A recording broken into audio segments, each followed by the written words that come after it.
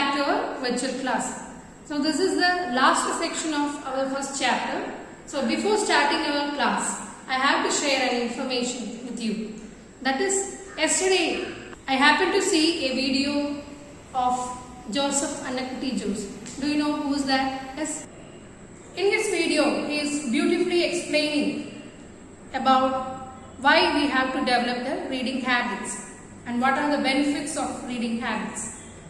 So I suggest you to watch the video in YouTube and just give me a review what you have felt or what you have got from that video. Friends, so let's go to our next session. What is that? So we have discussed about what is a structure of a C++ program and what is different statements, that is decision statements and looping statements. Clear?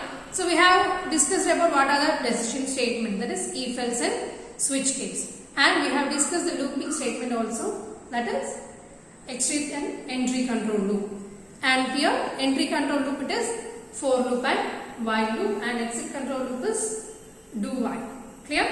So next we discuss about nested loops. So I think you have familiar with the word nested, is it?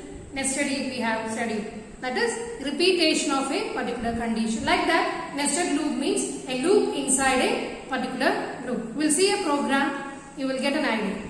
Clear? So let's go to the next program. Here, to display triangle of stars. Here you have seen an output like this.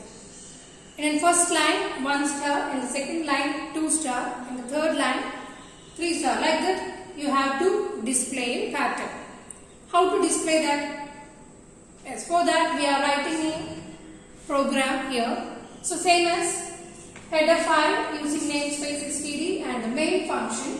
In that you are declaring the two variables. That is twice you have to run the program or the loop or the condition you have to run. Is it? For that we have declared the variable I and j. So the first loop, that is the outer loop, and another loop which is inside this for loop, that is inner loop which is. So let's see how it is working. So first it checks the value I is equal to 1, I is less than or equal to 5, is it? So if it is less than or equal to 5 means it is going to the condition. What is that? Just you have to print a space. It's going to a new line, and what it have to print, if it is less than 1, that is 5 means it go to that second loop. It checks the condition j equal to 1 if j is less than or equal to I. So now i's value it is 1. So 1 is equal to 1, yes. What you are going to print? Star. So it is displayed. Again it's going to the next value j equal to 2. It's in the inner loop now. J equal to 2. We are giving the pre-increment. So here j equal to 2. J2 is equal to 1. I value is 1. If it is equal or less than, no. So it is false condition. Again it is going to first loop. So now it is I equal to 2. I is less than or equal to 5. Yes, it is less than or equal to 5. It's going to print a new line. Clear? So now it is j equal to 2. 2s equal to 2. I value is 2. So now it will print 2 times. Clear? Again it checks 3 equal to 2. It is false condition. Again it is going to the outer loop. And like this, it will print till 5 stars. Clear? So this is an outer condition, that is outer loop, and it is inner condition. If you need to print such patterns means you can use the statements, nested loop statements. Clear? So what is a nested loop? What is a nested loop? So that is the looping statement within a loop is known as nested loop. A looping statement which is inside the body of a loop is called nesting of loop. Clear? Here we can see that two loops. This is the first loop, the another loop it is inside this, the first one. So the looping statement inside a looping statement, it is known as nested loops. Clear? And next is, in a nested loop, the inner loop statement will be executed repeatedly as the long condition is true. Clear? I have told about the j's value it is. If j's value is satisfying means it will print. If it is not means it goes to the first loop. So like this, the outer loop it will be printing till the condition is true, and it will stop if the condition becomes false. Clear? Here the looping statement, you have to declare two or more variables in a particular statement, or in a program you have to display one or two variables to print the conditions. Clear? So let's see, if you are giving an output condition, a part of star you are giving to I or j means what will be the value and what will be the output. So just write and send me the answer, what it will be. Okay? So what will be the answer? Just show to me. Clear? And next, we are going to study a new topic in this chapter. This year we are going to study this new topic, that is jump statements. What is a jump statement? The statements that facilitate the transfer of program control from one place to another is called jump statement. That is, in a jump statement, it transfers the or it skips the steps if it is not satisfied. In looping statement, we are repeating each and every condition, and after that only it goes to the outer loop. Is it? So simplify the execution of the program, we are using such statements.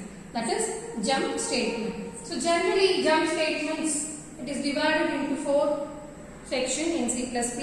That is return, go, break and continue. You are already familiar with the break statement, is it? Where you are using that? Switch statement. Good. So here we are going to study this return, go and continue statement. How it is working and what is the difference of these 4 statements. Clear? So what are the jump statements? Return, go, break and continue. So shall we go for that first jump statement, go to statement. What is it? How it is working?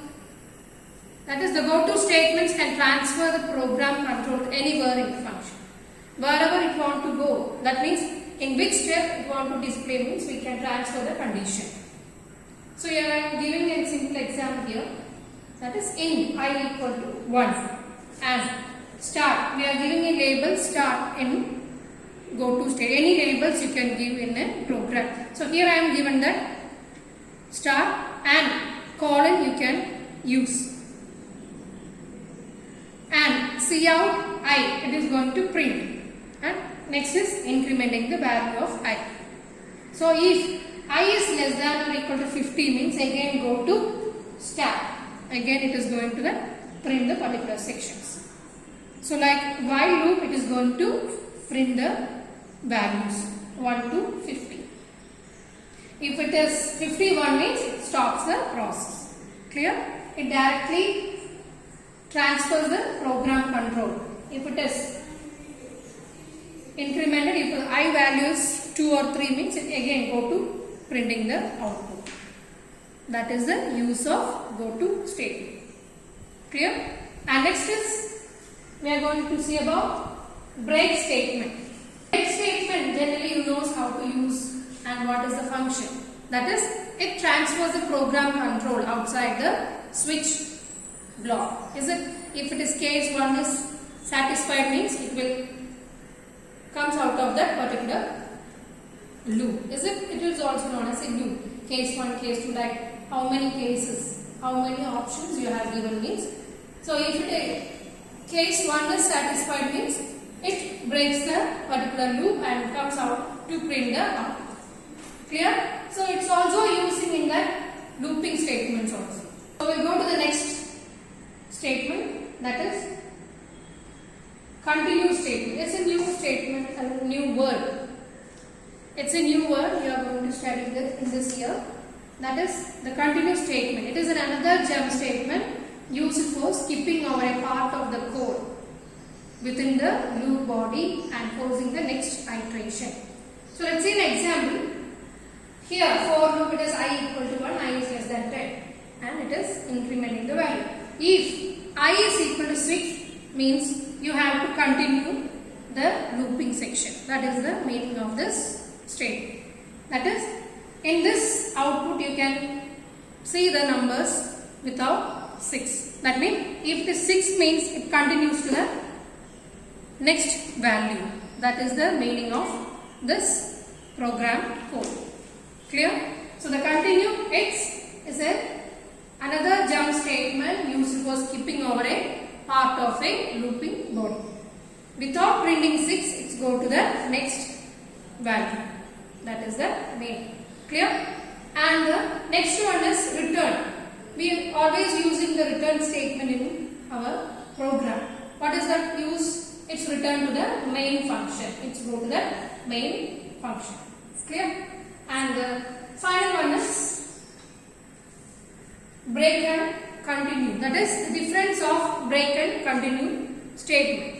It's a main question and it is an important question. Generally you are getting in quarterly, half-yearly or in public exam. You will get a question like this. Write the difference between break and continue statement. So what is the difference? Break which causes the termination of the loop. It terminates the particular section of the loop and goes to the out of the loop. Continue means it goes to the next iteration, skipping the particular condition and it goes to the next value. And here it is, program control goes outside only when the test expression of the loop return false. If the condition is false means it's go outside of the switched statement.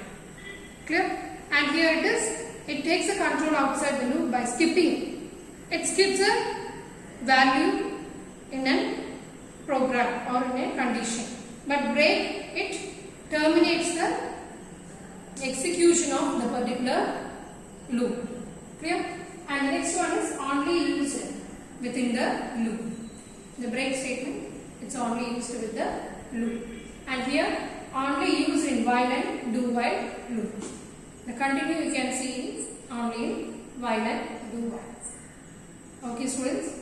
So these are the main topics we have discussed in the chapter 1. Clear? The structure of C++ and the main fundamental characters and conditions in C++ and the different statements. Clear? And the looping statement, decision statements. Is it? And now we have discussed about jump statements. Clear? So this is all about review of C++ programming, and next we are going to start our practical sections. I will give you the questions, program code. Clear? So all of you just note down the points and submit to me. Clear? So we'll see you in the next class.